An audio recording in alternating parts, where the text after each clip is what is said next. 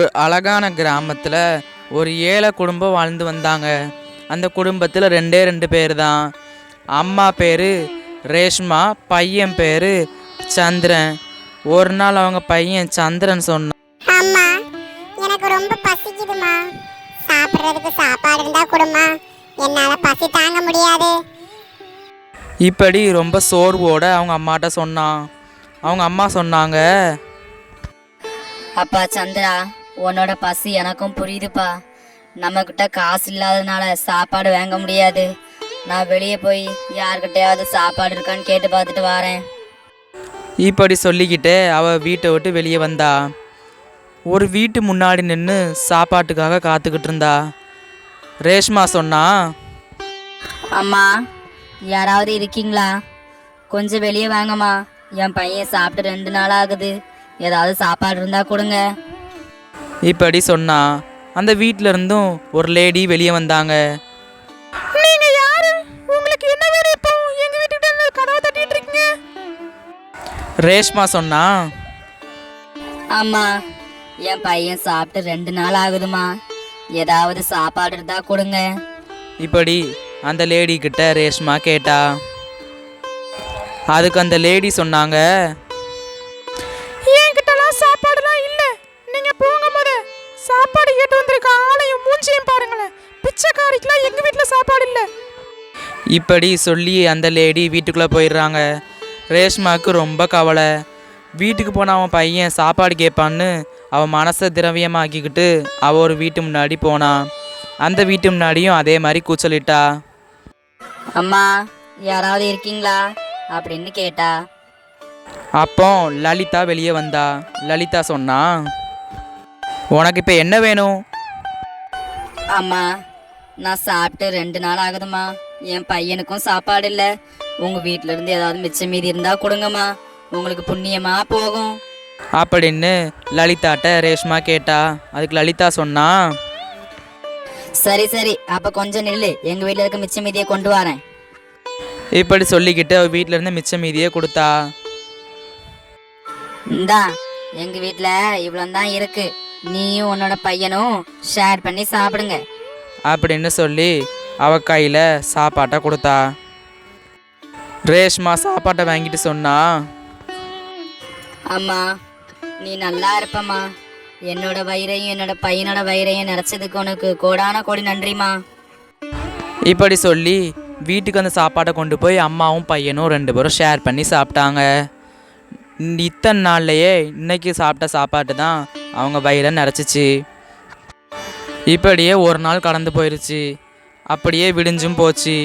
மறுநாள் காலையில் ரேஷ்மாவும் அவனோட பையனும் இறந்து கிடந்தாங்க. இதை பார்த்த ஊர் மக்களுக்கு எல்லாத்துக்கும் அதிர்ச்சி. நேற்று வரை நல்லா இருந்தவங்க இன்னைக்கு இறந்து போகிறத பற்றி நிறைய பேர் பேசிக்கிட்டாங்க. அன்னைக்கு சாப்பாட்டு கொடுத்த லேடியும் அவங்களோட கணவனும் நின்று பேசிக்கிட்டாங்க. லலிதா, உனக்கு ஒரு விஷயம் தெரியுமா? நம்ம ஊர்ல சுத்திக்கிட்டு இருக்க பிச்சைக்காரி அவனோட பையனும் இறந்து போயிட்டாங்களாம். இப்படி லலிதா கிட்ட அவனோட கணவன் ராஜ் சொன்னான். ஆமா, அவங்க 2 பேரும் சாகக்கூடிய ஆட்கள் தான், சாகட்டும். இப்படி லலிதா அவனோட கணவனிடம் சொன்னான். அதுக்கு அவன் கணவன் சொன்னான், லலிதா, உன்னோட பேச்சுல ஏதோ வில்லங்கம் தெரியுதே. ஆமா, நான் தான் அவங்களுக்கு சாப்பாட்டுல விஷத்தை வச்சு கொடுத்தேன். அன்னைக்கு அந்த பிச்சைக்காரிய கடைக்கு போயிட்டு வந்தா போக மாட்டுக்கா, அப்ப எதுக்கு என் வீட்டுக்கு சாப்பாடு கேட்டு வந்தா? அதான் சோத்துல விஷத்தை வச்சு கொடுத்துட்டேன். இப்படி லலிதா உண்மையை சொன்னான். அதுக்கு அவன் கணவன் சொன்னான், லலிதா, அப்ப இது உன்னோட வேலை தானா? நீ இப்படி பண்ணுவன்னு நான் நினைச்சு கூட பார்க்கல. என்னதான் இருந்தாலும் நீ அவங்க 2 பேரையும் இப்படி சாகடிச்சிருக்க கூடாது. நீலாம் ஒரு மனுஷியா? போலீஸ் வந்து இன்வெஸ்டிகேஷன் பண்ணுவாங்க, அப்ப நீ ஜெயிலுக்கு போவா பாரு. இப்படி ராஜ் லலிதாட்ட சொன்னான். அதுக்கு லலிதா சொன்னா, இங்க பாருங்க, அவளுக்கு சப்போர்ட் பண்றேன்னு என் பேரை எங்கேயாவது மாட்டி விட்டீங்க, அடுத்த கொலை நம்ம வீட்டுல தான். அதுவும் நீங்க தான் பாத்துக்கோங்க, ஜாக்கிரதையா இருந்துக்கோங்க. சோத்துல விஷத்தை வச்சு கொண்டுருவேன். இப்படி லலிதா ராஜை மிரட்டினா. அதுக்கு ராஜ் சொன்னான், பாரு லலிதா, என்னைக்கும் நீ இப்படியே இருக்க மாட்ட. ஒரு நாள் அந்த ஆண்டவனே உன்னை வந்து அழிப்பான் பாரு. இப்படி ராஜ் லலிதாட்ட சொன்னான். அதுக்கு லலிதா சொன்னா, இங்க பாரு, அந்த ஆண்டவனே வந்தாலும் என்ன எதுவும் பண்ண முடியாது. இப்படி லலிதா திமிரா சொன்னான். இதை பார்த்த முருகருக்கு ரொம்ப கோபம் வந்துச்சு.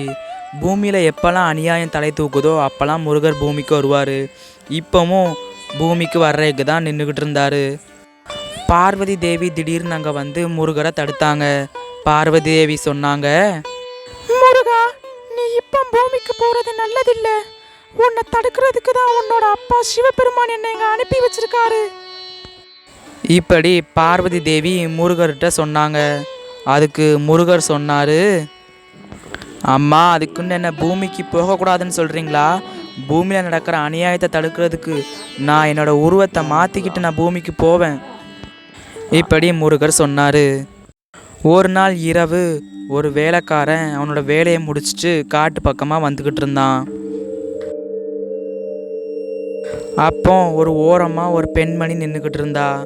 அவனும் அதை பார்த்து நின்றுட்டான். அந்த பெண் திரும்பி பார்த்தா. அந்த வேலைக்காரனுக்கு பயம் வந்துருச்சு. அவன் அப்படியே கீழே விழுந்துட்டான். ஏன்னா அது பெண் இல்லை, ரேஷ்மாவோட ஆவி. ரேஷ்மாவும் அந்த வேலைக்காரன் பக்கத்தில் மெல்ல நடந்து வந்தா. ரேஷ்மா அந்த வேலைக்காரனை அவ கையில் வச்சிருந்த கோடாரியால் ஓங்கி ஒரு வெட்டு வெட்டுனா. அந்த வேலைக்காரனுக்கு ரத்தம் வந்துச்சு. ரேஷ்மா சொன்னா, எல்லாமே முடிஞ்சிட்டுன்னு நினைச்சிங்களா? இனிதான் இந்த ஊருக்கு பீட படிக்க போகுது. இனிதான் கதையை ஆரம்பிக்க போகுது. வெயிட் பண்ணி நம்ம தமிழ் ஸ்டோரிஸ் கதையை பாருங்க.